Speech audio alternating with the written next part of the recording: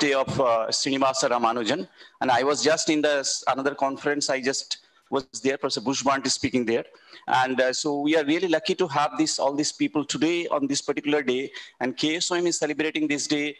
Is the last day of the conference, and we have Professor Rajesh Gopakumar right now with us. And I just want to inform you guys and all the other participants that we will be co-hosting Professor Manjul Bhargava's talk at 7:30.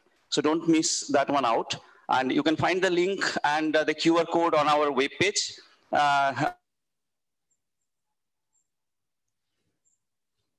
So at 7:30, Professor Manjul Bhargava will be also talk. What will be there? Covers, and Professor John Keating also will be there today. So right now we have Professor Rajesh Gopakumar with us, and I'm very happy, really honored to have Professor Gopakumar with us. He is the director of ICTS in Bangalore. He was my colleague at Harishchandra Research Institute. He's a renowned string theorist all over the globe. People know about Professor Rajesh Gopakumar, and he's especially famous for topological strings.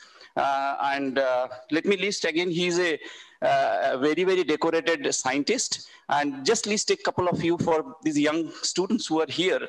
So he got this MP Birla Science Prize at 2004, ICTP Prize 2006, Bhatnagar Award 2009. He's the fellow of the Global Young Academy of Sciences. He's fellow of INSA.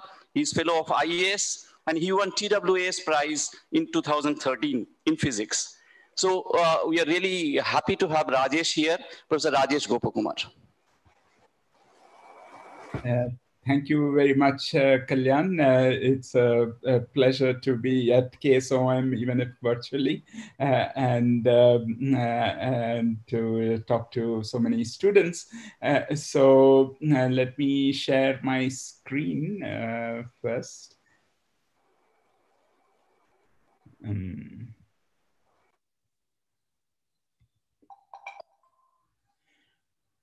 Okay, can you see my screen? Perfectly fine. Great. So when Kalyan asked me to give a talk in this meeting, of course, I'm not a mathematician as such, but mathematics to a theoretical physicist is a very close to their heart. So I was very happy to give this, to be at this conference and listen to so many wonderful talks that have been there. But I thought I would give a somewhat less technical talk on a topic which is, again, close to my heart, the interaction between mathematics and physics. So I thought for the young students especially, I would try to give a little perspective on this interaction in the last century or so, and a little bit about how physicists view some of the developments in physics which have had an impact in mathematics and will continue to do so. And I'll try to say something about the future and how I see things only growing in this direction in the future. So the title of this talk might seem a little provocative, but it is actually based on a quotation by Feynman Dyson, whom many of you might have heard of as mathematicians for his contributions in number theory, but most of his career he spent in physics. So in 1972, in an article called Missed Opportunities, he writes, as a working physicist, I'm acutely aware of the fact that the marriage between mathematics and physics, which was so enormously fruitful in past centuries, has recently ended in divorce. So that was a very sad, pessimistic statement. So let me try to give you the context of that statement and how that has now changed. So this is sort of the explanation for the title. I actually haven't read this book, but perhaps some of you in the audience might have. It's one of by the popular author Chetan Bhagat, and it's about, as you can make out probably from the cover of the book, it's called Two States, about a marriage between people across different states. So in any case, from about 1930, before, I think, in the history of the development of physics and mathematics, they played an intertwined role, as you probably know, from the time of Newton and so on. But I don't want to go into that. But what happened roughly around 1930 or so is that physics and maths started developing along their respective trajectories with very little meaningful interaction. And just to sort of continue in the vein of this analogy, the individual priorities were very different. The cultural differences perhaps were too wide to bridge. And at some point, there was a kind of a more or less amicable separation on the grounds of mental incompatibility. But like in any marriage, there was probably a lot of bickering and sniping and large doses of self-righteousness and moral superiority. So this is between from 1930s to 70s when Freeman Dyson wrote that article. In fact, there's an exchange, supposedly an exchange between Harish Chandra and Freeman Dyson. By the way, I enjoyed Professor Alladi Sitaram's talk very much. He talked about Harish Chandra, how he moved from physics to mathematics. So this is sort of around the time when he was moving. So supposedly he said, theoretical physics is in such a mess, I've decided to switch to pure mathematics. And Freeman Dyson, about whom I just mentioned, said, that's curious, I've decided to switch to theoretical physics for precisely the same reason. So it reflects the difference in temperaments and difference in interests across different personalities, both of whom are titans in their contributions to science and mathematics. So that's just a sort of an episode in this thing. But interestingly enough, Dyson's article was a case of very poor timing in some sense, because almost essentially from the 1970s, when he wrote that article, there was a complete change in the way in which physics and mathematics started interacting.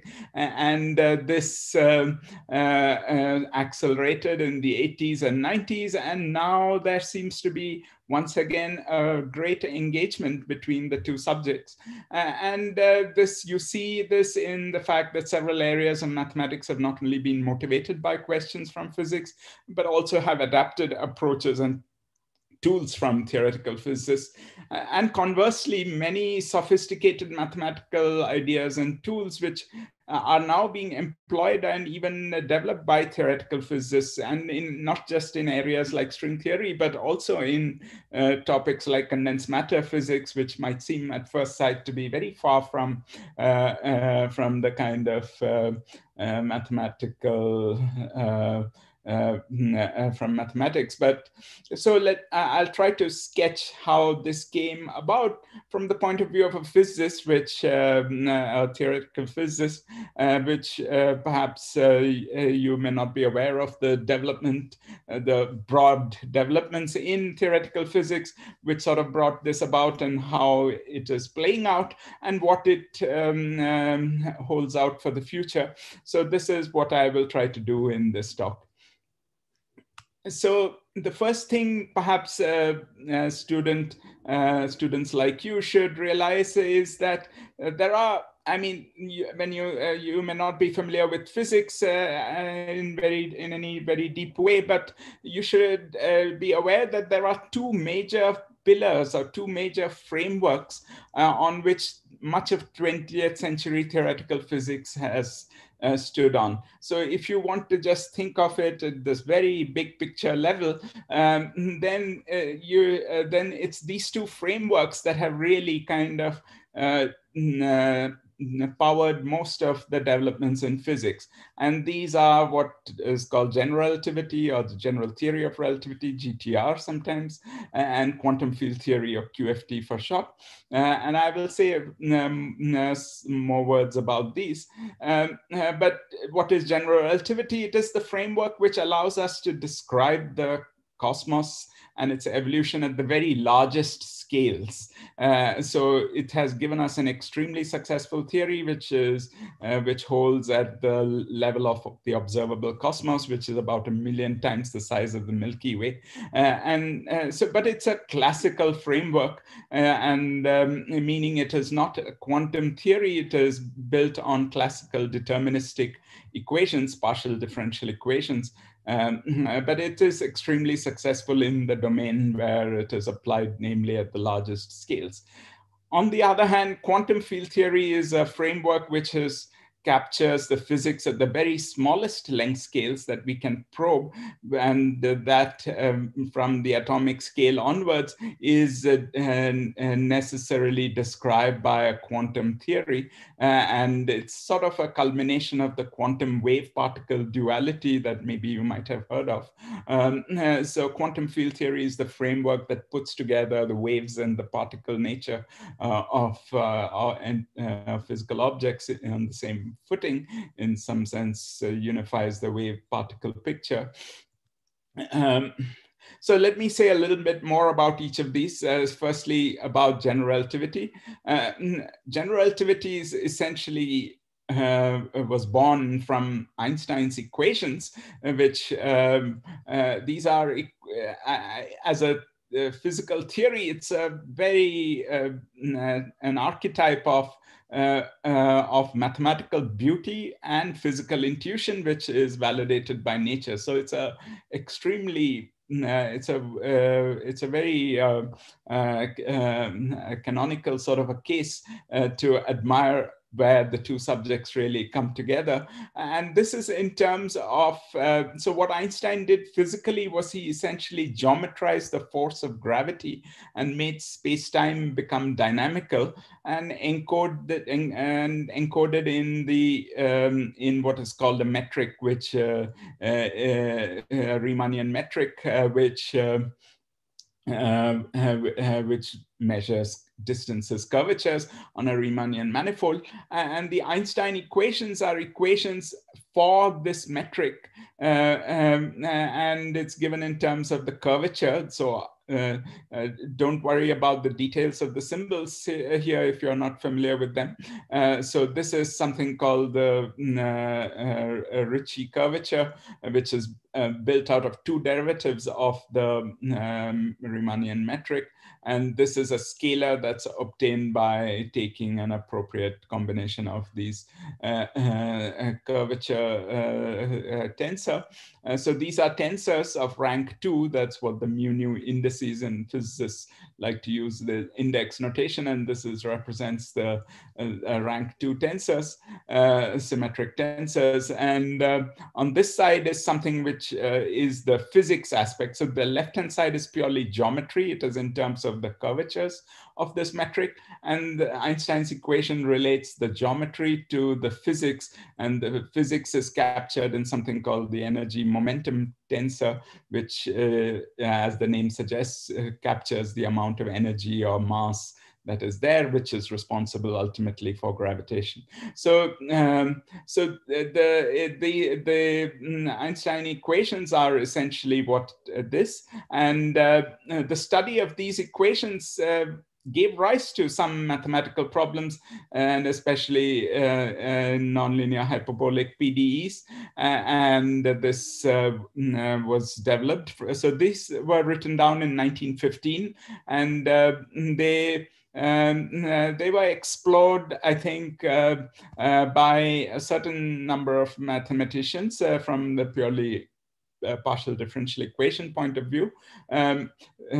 Penrose and later with Hawking brought in other techniques of algebraic topology and so on to help to prove some very general theorems about the behavior of the metric in the presence of matter, in particular the fact that singularities in the equation are inevitable when you evolve these hyperbolic partial differential equations. And you saw this year Penrose got the Nobel Prize for works for those works, which predict that black holes, for instance, are generic solutions to Einstein's equations. But what I want to say here for our story is that these largely lay away from the mathematical mainstream, as well as in some ways even the physics mainstream. And I'm talking of the period from 1930s again till 1970s. So Penrose and Hawking's results were in the late 60s, early 70s. Okay, so let me say, if this was away from the mainstream of physics, what was the mainstream of physics? Well, the quantum field theory was somehow the dominant paradigm in this half century, and because that's where people were discovering new forces, new interactions, and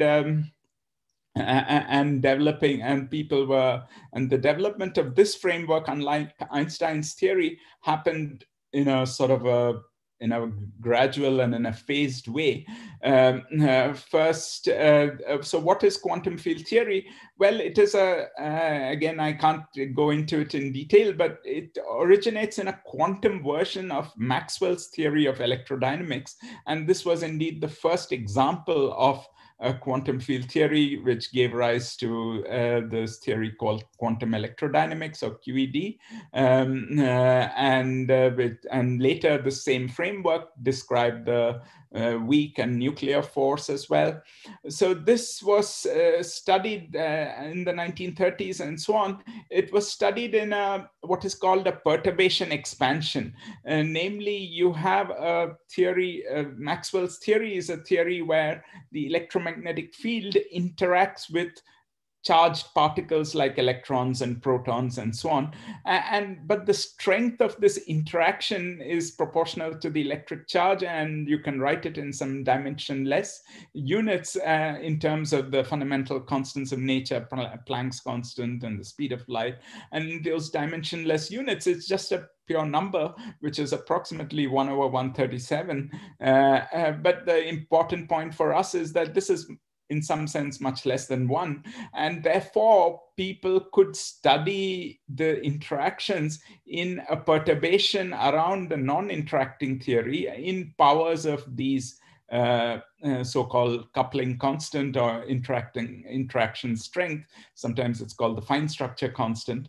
And this expansion, which was developed by Feynman and in fact Dyson and others, has a diagrammatic description, which is called Feynman Diagrams. And basically they are graphs trying to represent the interactions of particles. I will say a little more about it later.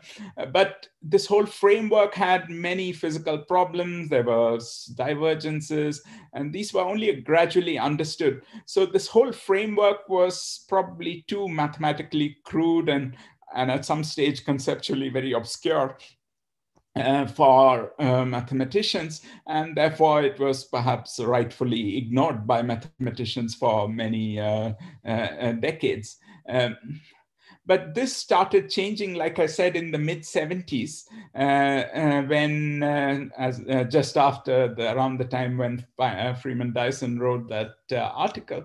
And there are two major factors which changed.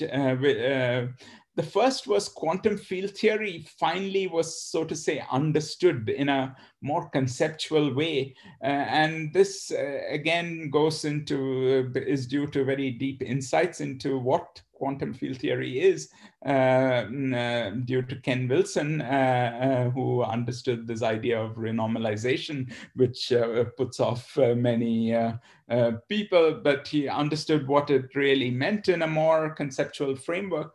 And the second reason this finally became more, perhaps more easy to get a handle on, for at least mathematically, was because one could now talk, people realized you could talk about quantum field theories beyond the perturbation expansion, beyond this expansion in these powers of this interaction.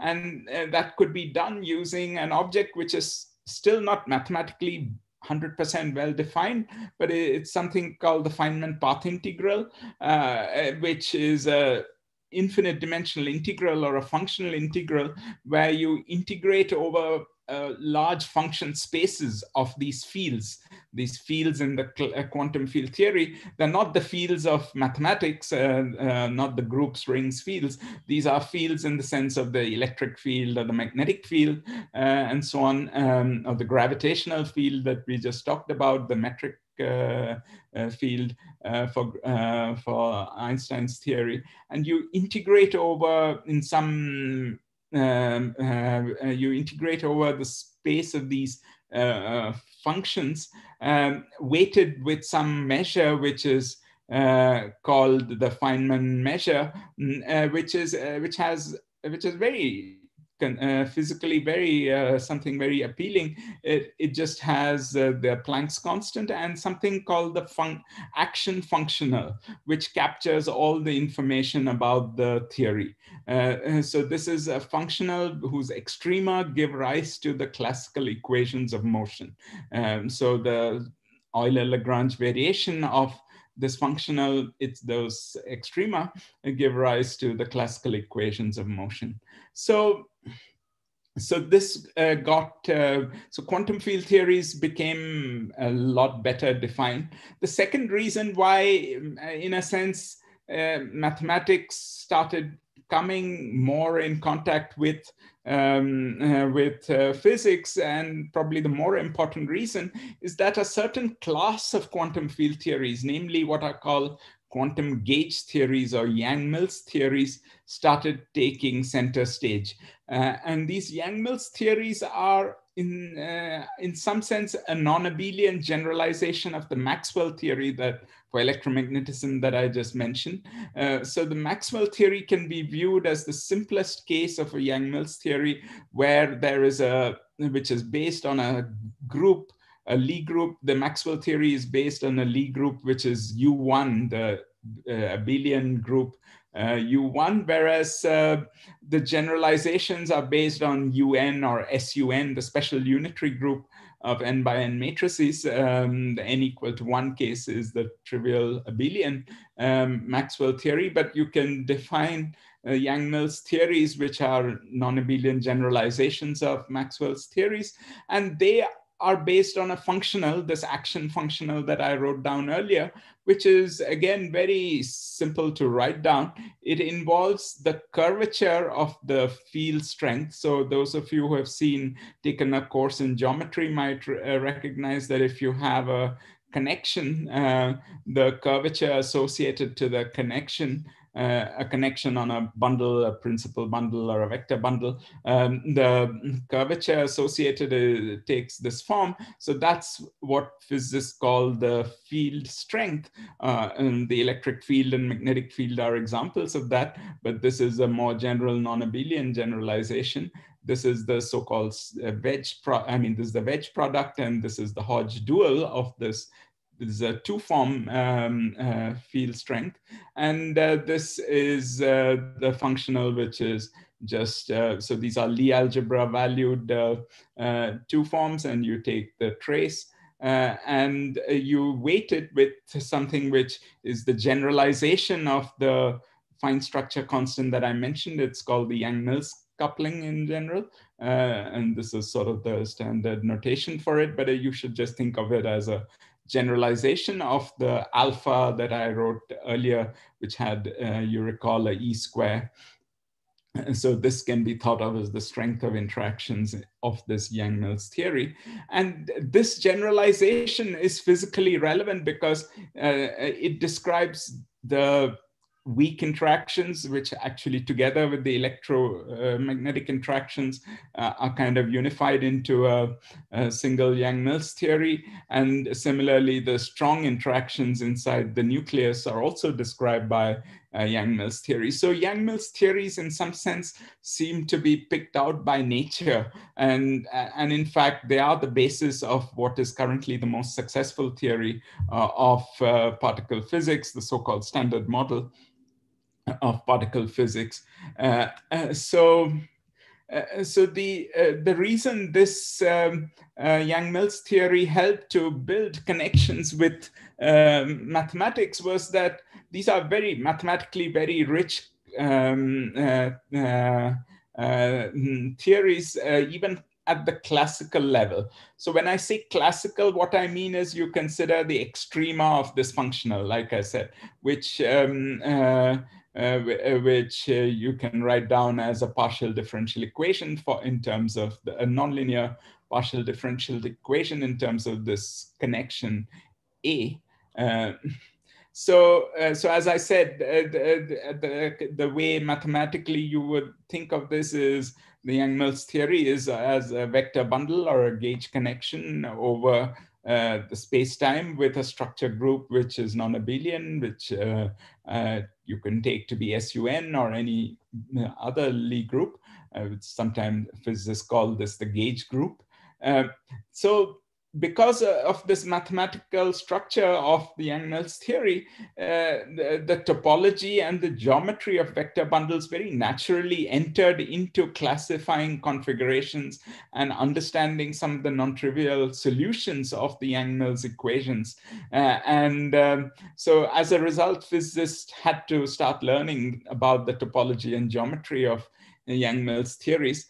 And vice versa, the Yang-Mills functionals helped in mathematics and led to Donaldson's work on the exotic differentiable structures on four manifold.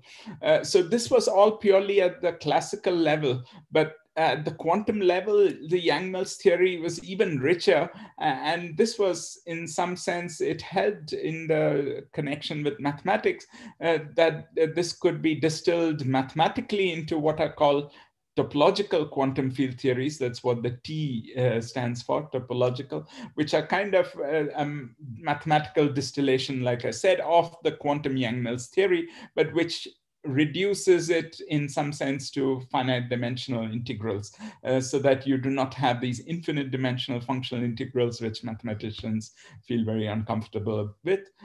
So this quantum Yang-Mills theory was what drove a lot of the developments in the 80s and 90s when Witten developed this. But so we are now somewhere in the 80s, mid 80s, and that's when another framework, which in some ways is, I would say, the framework of the 20th century theoretical physics, really started emerging. And the reason was something I mentioned early in the talk, that general relativity or Einstein's theory is very resistant to being cast in it's a classical theory, firstly. But when you try to think of it as a quantum theory or a quantum field theory, it actually, there are many problems with viewing general relativity in a quantum framework, unlike the other theories, like for the strong interactions or the electromagnetic interactions. So the classical Maxwell's theory, there's a well-defined quantum field theory, the quantum electrodynamics, but classical Einstein's equations, the corresponding quantum generalization is much more subtle, and it somehow has to do with the fact that Einstein's equations are geometrizing space-time themselves, and to quantize space-time is a much more non-trivial thing conceptually to also do. It sort of seems to require you to take a further step from quantizing the usual rules of quantum mechanics, which apply to things like even electric fields or positions of particles and their momentum and so on. But to quantize space-time seems to be require a further step. And in some sense, string theory gives a framework which subsumes both quantum field theory and general relativity. And the way it does it is sort of very interesting, because the underlying notion of a point-like particle that was there, which underlie all these Feynman diagram expansions that I mentioned in quantum field theory. So I've drawn here the left-hand figures. The left-hand figures in both these are examples of Feynman diagrams. They're essentially graphs which you can think of as whirl lines of particles moving, interacting, and so on. So you can think of this as two particles interacting to form one particle, which then decays later to other particles, perhaps. So these diagrams capture quantum field theory, and they're to do with trajectories of point-like particles moving in time. So that's why you see these whirl lines in this picture. But in string theory, you generalize the notion to one-dimensional string, which is propagating, and that's what this picture clearly shows. You see two string-like objects.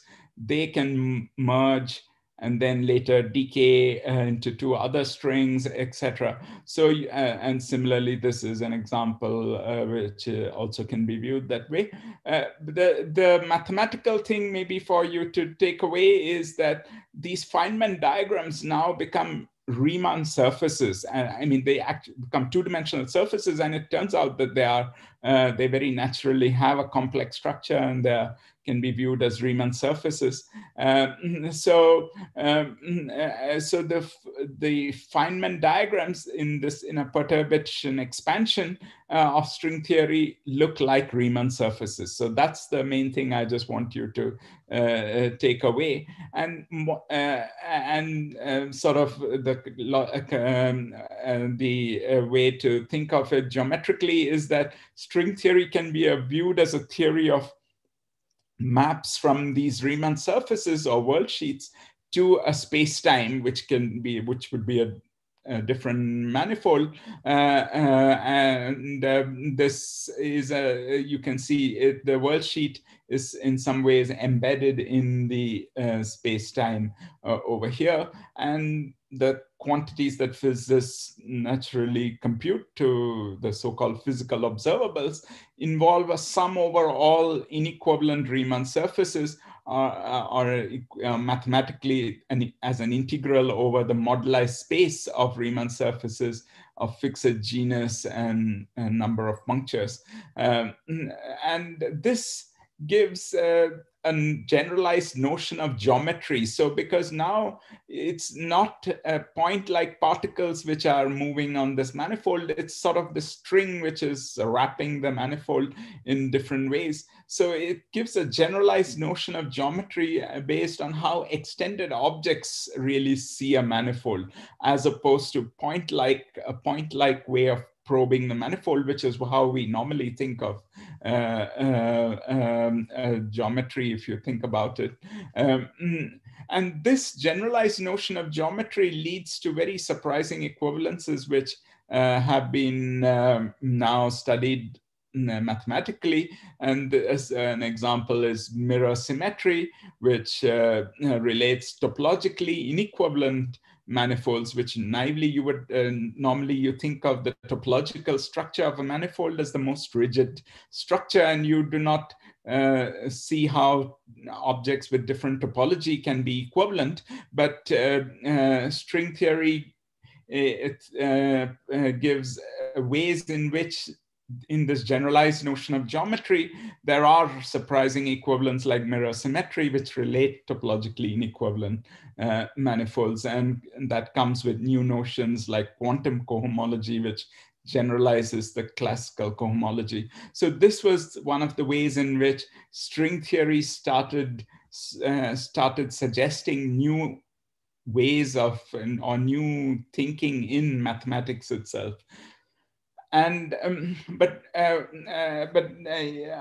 of the themes I really want to stress in this talk, which I think is the contemporary theme, which has started developing from the mid-90s onwards, is an idea that has been very powerful in theoretical physics and also in mathematics, as you will realize when I say it's the broad idea of duality. Which is when you have two different ways to describe the same entity, the same object. And that's often very powerful. And I'll give examples in mathematics, which you're probably familiar with. But so the example I just mentioned of mirror symmetry is a very sophisticated notion of duality between two different objects or categories in this case. But this notion of duality has been very pervasive in the last 20, 25 years of developments in string theory and quantum field theory. And I want to give you a flavor of the different kinds of duality and the most powerful in some sense of these dualities and what that means. So that's what in the rest of the talk I would like to kind of convey that flavor. So there are different kinds of dualities that physicists have been exploring and which have all had remarkable consequences. But let me just sort of state these different dualities. Firstly, there are dualities between quantum field theories themselves, which relate one quantum field theory to another quantum field theory, or sometimes the same quantum field theory in which the coupling is replaced by the inverse coupling. So in some sense, one quantum field theory in which the coupling is very large is equivalent to another quantum field theory in which the coupling is very small, because the coupling of that theory is related in an inverse way to the coupling of the original theory. So this, as you can imagine, would be very powerful, because something which a strongly coupled theory, which you cannot access, which you do not know how to understand or calculate with, is related to something where the coupling is very small, like in the electromagnetism case that I mentioned, where you remember the 1/137, and where you could use perturbation theory or Feynman diagrams to compute in this theory, but you see that that describes now the strong coupling behavior of another theory, another gauge theory typically, and there have been many examples of this. And Ashok Sen, one of his remarkable contributions was to give very strong evidence in a very special Yang-Mills theory in 4 dimensions for such a duality. So this is an example of so-called strong weak dualities, but they are dualities between quantum field theories. That's what I want you to just keep in mind. But these have had mathematical consequences. The mathematical consequences are, one of the most striking ones was these Donaldson invariants that I mentioned to you earlier, which Donaldson introduced based on the behavior of a certain set of quantum field theories.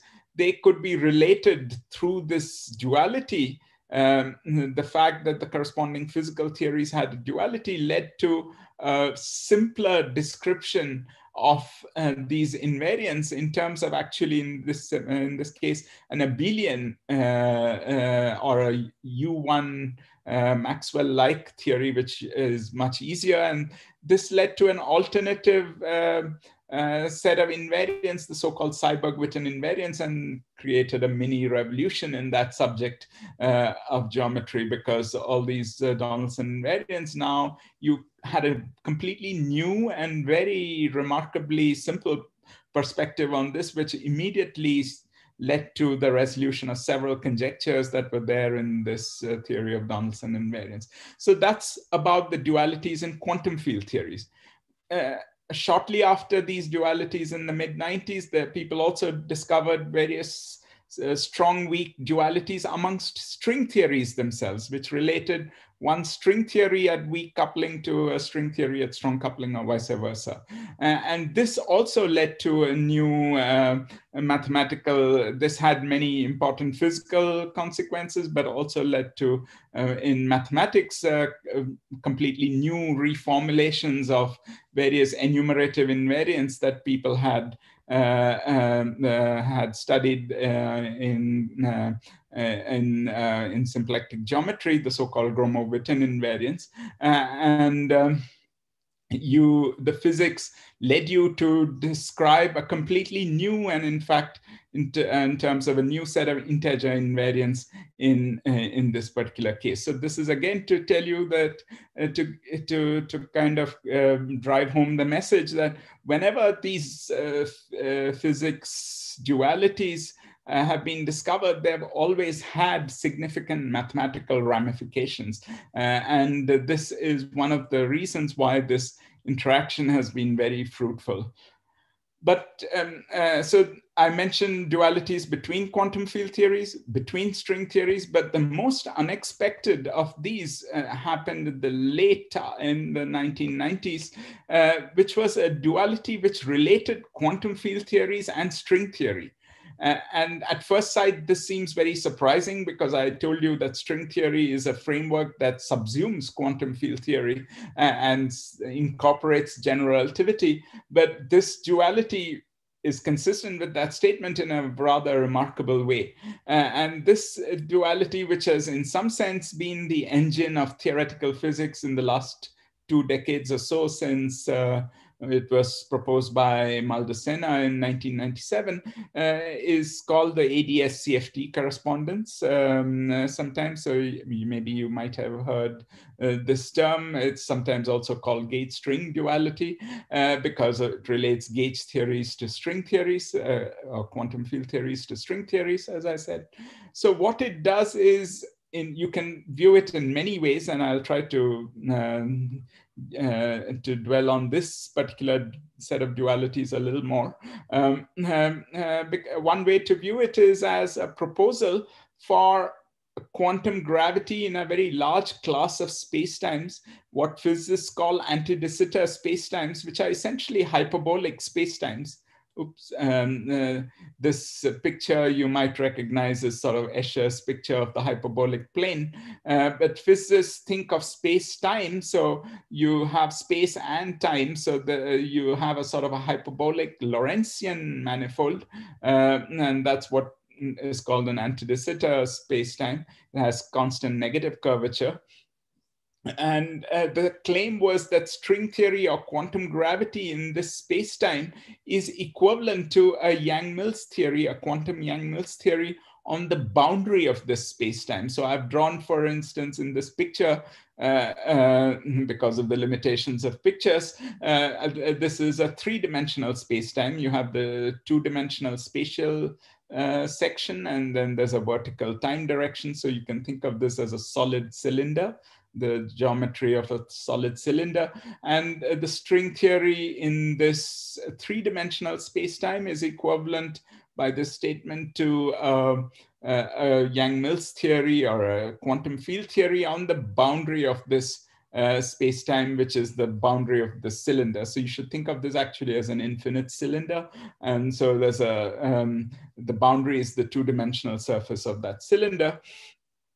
This is remarkable because it relates, as I said, string theories with quantum field theories, but in a holographic sense, meaning a 3-dimensional theory of strings is related to a 2-dimensional quantum field theory. It's also a strong weak coupling duality like the ones I mentioned earlier. But here, that strong weak coupling needs to be understood in a more, it's a more sophisticated or a more, it's not as simple as the coupling goes to 1 over the coupling, because these are 2 different theories. So what gets related is the Yang-Mills coupling in the Yang-Mills theory on the boundary, the field theory, is related to, so if you call this combination, so there's a SUN, so these are Yang-Mills theories with a structure group, or this gauge group that I mentioned earlier, which is SUN. So you take this combination, and never mind about that. And this combination is what I will call the Yang-Mills coupling. So this Yang-Mills coupling turns out to be essentially related to the radius of curvature of this space-time. And so when this is very strongly coupled, the radius of curvature is very large. And so this is actually very smooth geometry, almost a flat geometry. But on the other hand, when this is weak, then this is highly curved and more, it's in some sense strongly curved space-time and much more stringy space-time. And this strong weak coupling duality I'll come back to later.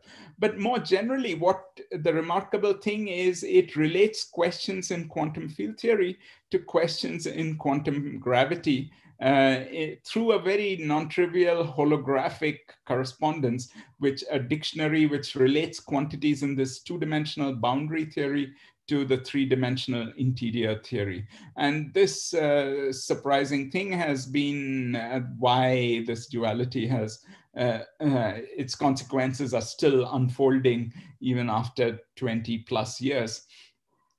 So let me pause for a moment to sort of give a couple of parallels in mathematics. So you know, maybe, which is perhaps more familiar to you, you know that the algebraic view of geometry gives new insights on both sides of this relation.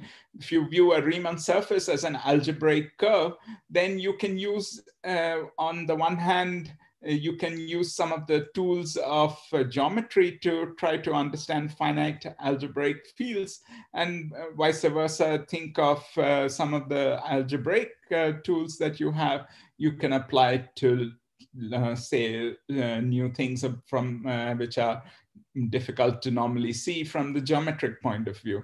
So that's a sort of a more elementary example, or a more classical example of a duality in some ways in mathematics, the fact that you have an algebraic as well as a geometric view of the same object, in this case, Riemann surfaces or algebraic curves. But a more contemporary parallel perhaps is the Langlands program, which again envisages a very general relation between apparently unconnected topics, in that case between harmonic analysis and so theory of automorphic forms and objects in number theory like elliptic curves. So this general connection, it gives a structural relation between two different sets of topics, and you can and that structural relation is very powerful in giving new insights from one side into the other, and in some cases some insight is more easily taken from number theory into harmonic analysis, or the other way around. So the gauge string duality, in some sense, I would like to say, is very comparable to that that power, in that it has really transformed our understanding of the two subjects, and this is why it has been so influential in so many different areas of physics. And just to give you a flavor of this, let's go back to that relation between the parameters of the two sides that I mentioned, this being the Yang-Mills coupling and this being the radius of the ADS, the radius of curvature of the ADS. When the gauge theory is very weakly interacting, when this coupling is very small, and then, as I said, that means that this side is very stringy or highly curved. In fact, you're very far then from the regime that's described by Einstein's equations. You're sort of in this generalized string theory regime of geometry. But on the other hand, if you want to describe a strongly interacting gauge theory, which you normally do not have many tools to describe in conventional quantum field theory, this dictionary tells you that you can, on the string theory side, you have a space-time whose radius of curvature is very large. So the radius of curvature, recall, is inversely related to the curvature. So the curvature is very small, and therefore it's very almost a flat geometry or weakly curved geometry in some sense. And this is where Einstein's equations are expected to be valid. And you can use that to learn about something very difficult to normally understand, the strongly coupled gauge theories. And this is why people in condensed matter physics or nuclear physics and high energy physics have all taken to this idea, because you have a completely new perspective on strongly interacting quantum field theories, in particular quantum gauge theories. And this was completely unsuspected before the fact, before this correspondence was proposed.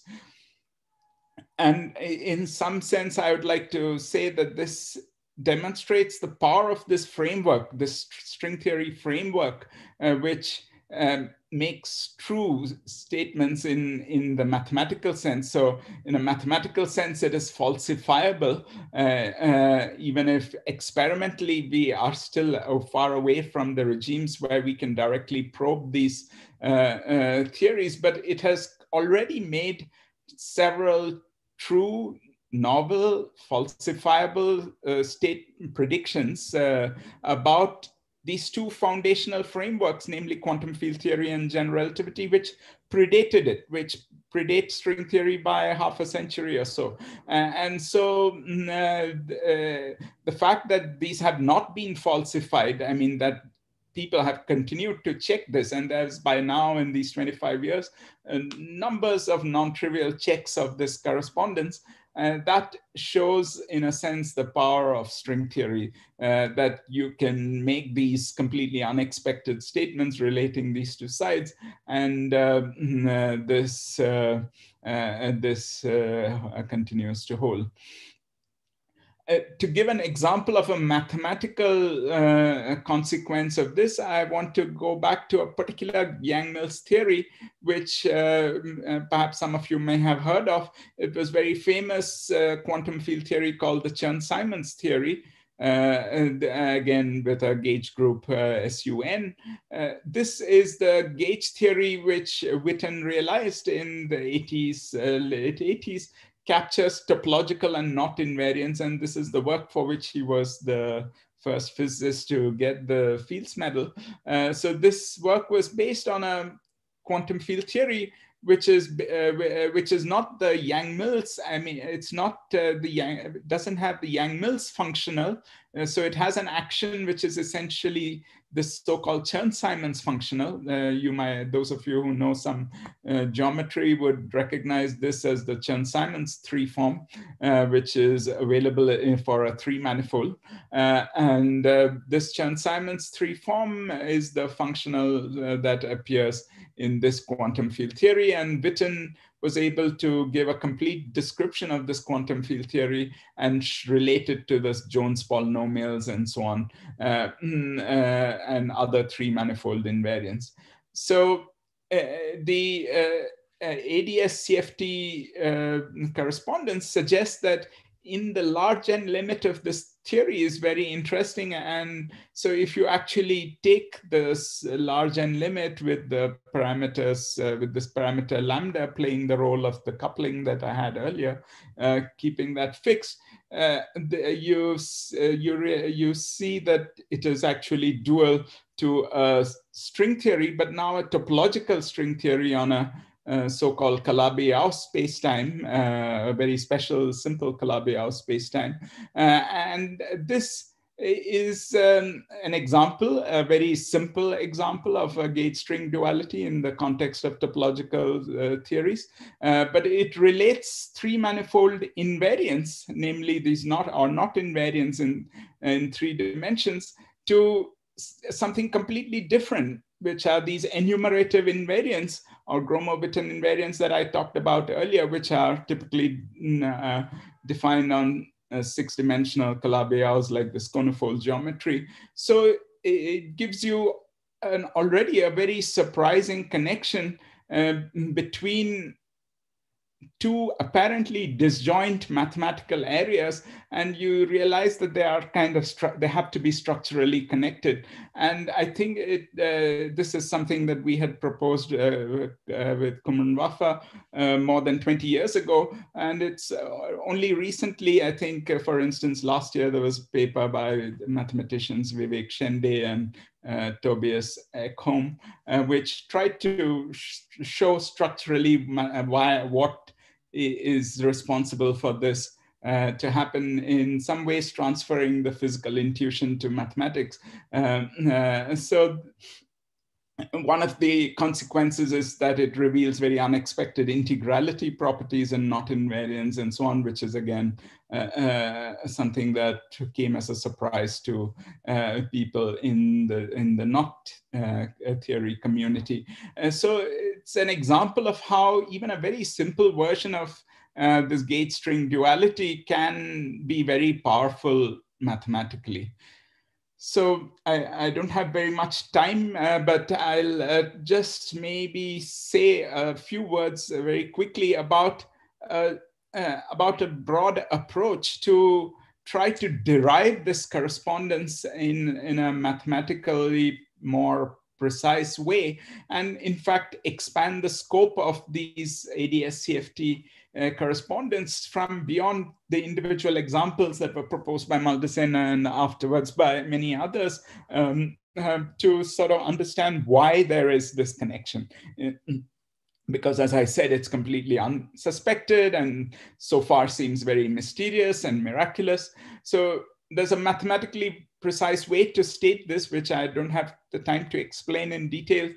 It relates certain set of so-called correlators in the quantum field theory. So the left-hand side is a quantum field theory, and the right-hand side is a quantity that you would compute on the string theory. It is, as I said, given in terms of an integral over the moduli space of Riemann surfaces of genus G and n punctures, and there's a top form on this side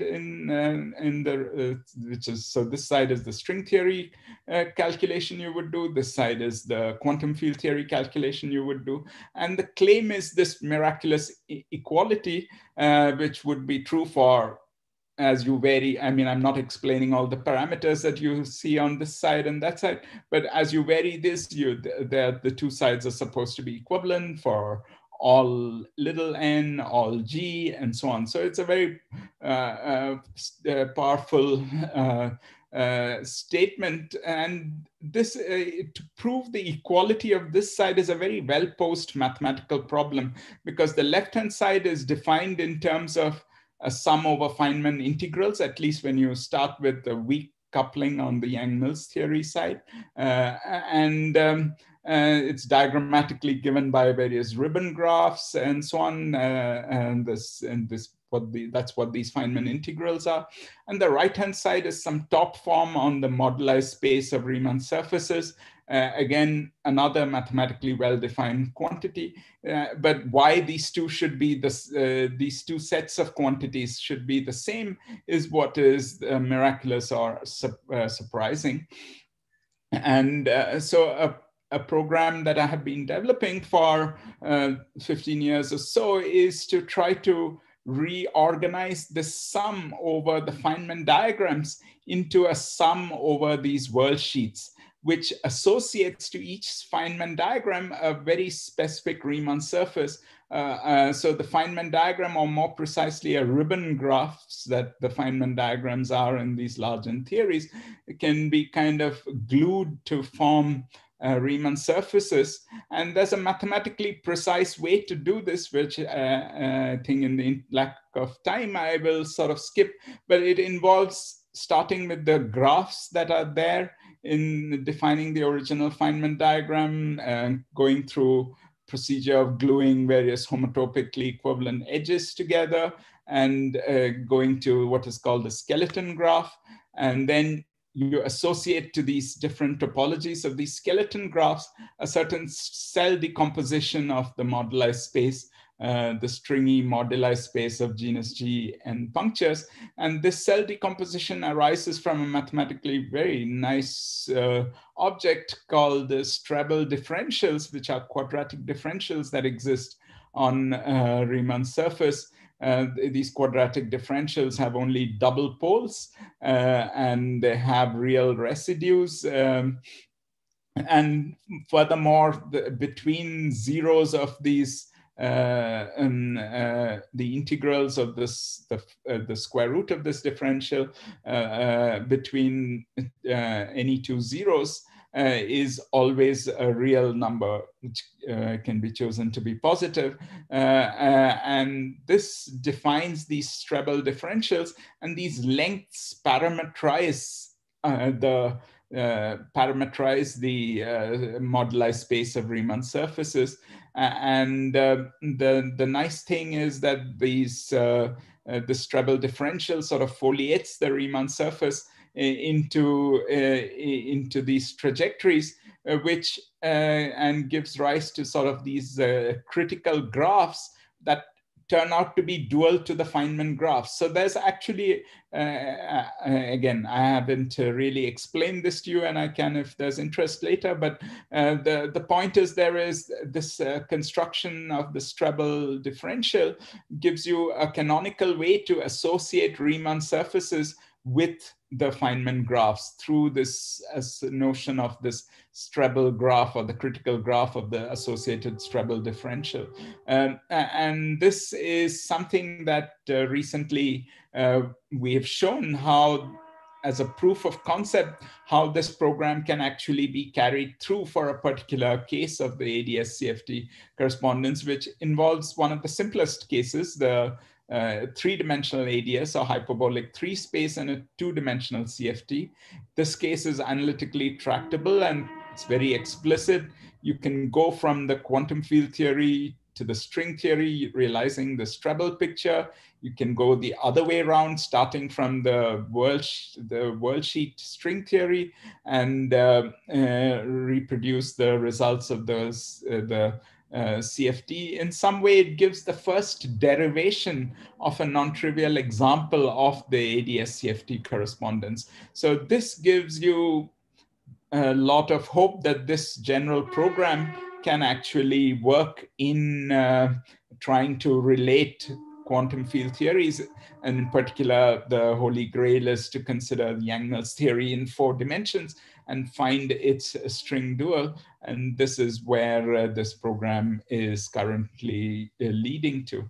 So let me close with some parting thoughts. So the estrangement which Freeman Dyson talked about between maths and physics in the mid-20th century appears to have been a temporary one, and we have something like an extended honeymoon now. Many of you here in KSOM and in this conference are actually number theorists, and in something that I have also have a dream of, that maybe we will see number theory finally playing a significant role in physics. And there are actually hints in what I was saying, that the duality that I was just mentioning, this gauge string duality, and these other developments in theoretical physics are very likely to see this relationship with mathematics grow, and in particular with number theory. And in some ways, I'll just leave it out there as a throwaway remark.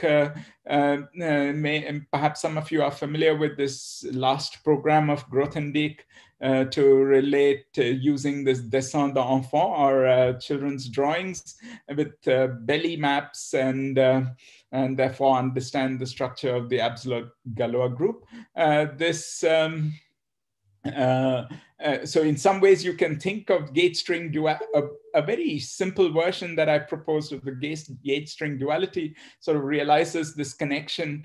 You can think of the Feynman diagrams I was drawing as sort of this side, the dessin d'enfant, and belly maps, which are holomorphic maps from Riemann surfaces to a sphere, as sort of one of the simplest string theories. So this relation is in some ways, I think, part of a broad relation of gauge string duality. So that one way in which I think we might see in coming years how this might develop, and perhaps even the Langlands program that I mentioned more as a parallel or as an analogy might even find a reflection in theoretical physics. And indeed, the geometric version of the Langlands program already has found a sort of a analog, and that is played an important role in recent years. But perhaps the whole Langlands program, the full number theoretic Langlands program, will also be there. So I will just close with a quotation from Paul Dirac, whom you heard in Ladi Sitaram's talk, also as Harish Chandra's advisor. But I think he has expressed very beautifully in this quotation, which I leave for you to read, the kind of sentiment that physicists have for mathematics, at least several theoretical physicists have for mathematics. So thank you very much. Thank you so much, Professor Rajesh Gopakumar, for this wonderful exposition of a very broad overview of how this thing is shaping up between physics and mathematics. And it's really very, very, we are very hopeful that the way you are projected, it will take place. And I'm sure for that. So let us first see whether you have any questions here in the audience. So we have questions from Vishwanathan. Hello, am I audible? Yeah. Yeah. So, I mean, I don't know much about physics. This is just a childhood fascination, so I won't miss the opportunity. So I read a book on Riemann, the life of Riemann. In that I read that one of the intuitions for him to define curvature in Riemannian geometry is somehow, I read that in that one of the intuitions for him to define curvature was to somehow relate force to geometry. This is perhaps best illustrated by Brian Cox's analogy. Like, imagine we both stand on the surface of the earth and we parallelly go to north, ensuring that both of us don't go towards each other. There seems to be some mysterious force that will pull us together, eventually making us meet on the North Pole. But there is no mysterious force. This is just illusion of geometry, right? So I was wondering, when physicists talk about unification of all fundamental forces, are we also trying to do the same thing, somehow encoding the force in the geometry, like Einstein did for gravity? Yes. So like you said, Einstein, in a sense, transformed the idea of the force into purely a geometric notion. And it's interesting that you should mention this idea of the geodesics converging on a sphere. And there's no force really, but it's just the way geodesics behave on a curved spacetime. In fact, that idea is what led to, more generally on a higher dimensional Riemannian manifold, led to so-called Raichudri equation, which is in a way a geometric equation about the focusing of geodesics in the presence of energy and matter. And that played a very important role in Hawking and Penrose's singularity theorems. So I just wanted to state that as an aside, since you brought up this interesting topic. But this attractive force of gravity is sort of reflected in this focusing of geodesics from the geometric point of view. And that's what, in a way, led to the Nobel Prize of this year. But more generally, about the other forces, yes, in some sense, that's the spirit, what you say, except that it is not the space-time geometry. The other forces seem to be encoded in this more abstract geometry of the Yang-Mills theories. There are proposals in which some of these, some of the geometry of the Yang-Mills theory can be encoded in the space-time geometry of additional dimensions of space and time, hidden dimensions of space and time, which are very small. So people view, in fact, string theory in its simplest versions lives in a 10-dimensional space-time in which 6 dimensions are sort of so-called compactified or very small and they have to be this Calabi-Yau kind of space-time.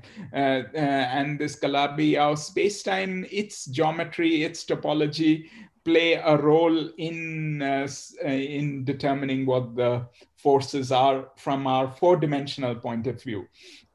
So yes, that is the spirit, and in which people are trying to view this in some way. And the fact that Yang-Mills theories underlie all the other forces in nature, which didn't have to be. I mean, not all quantum field theories are Yang-Mills-like theories, but the fact that Yang-Mills-like theories seem to be the underlying description for even the other forces other than gravity suggests that there may be a way to geometrize them. Because Yang-Mills theories are very natural geometric constructions. Metric in which the Riemannian metric is like a subset or something. Yeah, so that was the idea of the Kaluza-Klein. So in 1920s itself, after Einstein, Hermann Weyl and Kaluza and Klein, they had this idea that if you considered a five-dimensional spacetime, which was the four-dimensional spacetime times a circle, then if you consider the metric on this five-dimensional spacetime, the additional components of the metric in the circle direction effectively become the electric field and the magnetic field. So it was a way of geometrizing the electric and magnetic fields. And that idea of Kaluza-Klein compactifications, as it is called, is what has been generalized to other Yang-Mills theories and so on in higher but you need extra dimensions, not just a circle. A circle because it is simply a abelian U1 theory, but if you have more complicated geometries, you can get more complicated gauge groups. So the second question is probably a bit more philosophical, but correct me if I'm wrong here. The Einstein's theory is modeled on, I mean, the universe is modeled on a four-dimensional Minkowski space, right? Something that is smooth. And somehow the quantum theory is expecting the space to be somehow discrete. I mean, considering the Planck length and stuff. I mean, both of these theories, I agree that they do have strong evidence to support, but why is the natural conclusion not that the fact that one of these theories is wrong because they are in conflict with each other? Like, so this is the thing that I often emphasize. In physics, theories are subsumed under each other. I mean, it's not a simple question as in mathematics as right or wrong. Newton's theory is subsumed under, Newton's theory of gravitation is subsumed under Einstein's theory of gravitation, because Newton's theory is still very right when you want to send a satellite to the moon or to Mars or anything. People only use Newton's theory still to compute their trajectories, to get things. The whole point is that that framework has a regime of validity. And when you go beyond that regime of validity, then you need to use a bigger framework which subsumes the original one. And so in some sense, it's a question of ever widening frameworks which are subsuming the ones inside it. So Einstein's theory is correct in the regime that it is described. Of course, the point is to demarcate the boundaries of that regime, so that when you go beyond that, you know that you must sort of generalize it to this other framework, which is bigger. In some sense, you could say the bigger framework is the more correct one, but in physics, the experience has been that you keep expanding. We still don't know whether there will be a limiting framework which will encompass everything, because you may see yet more layers and layers, and this has been always the thing. So you just only can at the moment hope to keep expanding your explanatory power into wider and wider domains, and each is correct, so to say, within its domain. So does string theory do that, like generalize? Yeah, that's what I meant when I said it subsumes both quantum field theory and general relativity within it. So it reduces to those in an appropriate limits. That's how any physical theory which subsumes another one, like when quantum mechanics and Schrodinger's equation and so on subsumed the classical mechanical framework. it sort of reduces to that in the limit when the Planck's constant is negligible, which you can again try to demarcate what is the regime where that is valid. But classical mechanics is valid when we construct our buildings, when we construct other things, but we know that at the atomic level, it's no longer valid. So yeah, so all frameworks keep subsuming, and string theory subsumes both quantum field theory and relativity. So is there any further question here? So let's move on to this Zoom attendees. If there is any question, you can unmute and ask Professor Rajesh. And doesn't seem like, so we have any, do we have any YouTube chat question, Srijit? No, sir, no more questions on YouTube. Okay, so let us thank Professor Rajesh Gopakumar once more. Thank you, Rajesh. Thank you so much. It was wonderful. And we hope to see you here physically very soon. Yeah, and we are very close now. So, so hopefully there'll be a time when we will be able to move and come. Convey my regards to her too. Yeah. Okay, thanks. All the best.